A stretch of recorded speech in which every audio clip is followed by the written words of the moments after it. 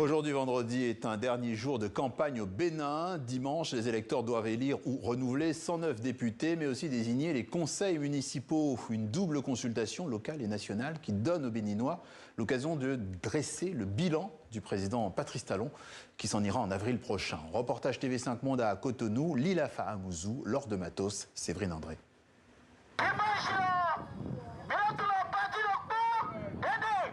Jusqu'au dernier moment, les démocrates tentent de marquer des points, de convaincre en allant au plus près des électeurs, comme dans ce quartier de Cotonou.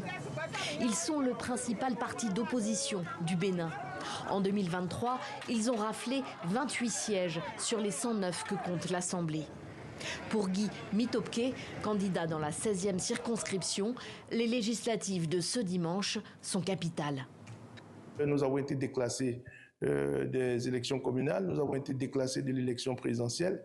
Et donc cette élection législative, pour nous, naturellement, elle doit permettre aux partis d'avoir des élus au niveau de l'Assemblée nationale, beaucoup plus d'élus qu'en 2023.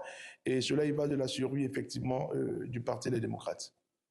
Les démocrates n'auront en effet pas de candidat ni au communal, ni à la présidentielle d'avril, faute de parrainage suffisant.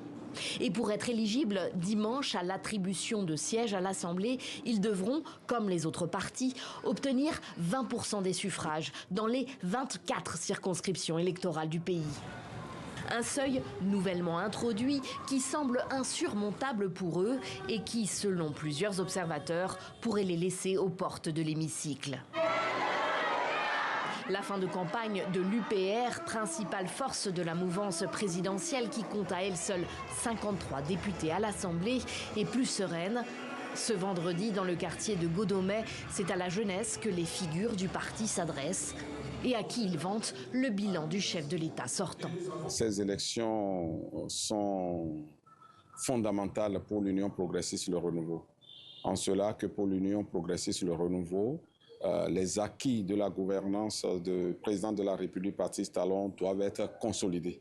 Les acquis en termes de réformes économiques, les acquis en termes de réformes politiques et institutionnelles, la stabilité politique du pays, ce sont des acquis qui devront être consolidés.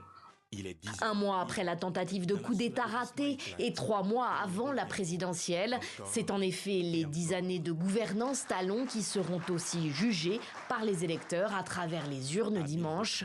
2 mandatures marquées par un développement économique, une forte croissance des villes modernisées, mais aussi, selon nombre d'observateurs, par un recul du pluralisme politique.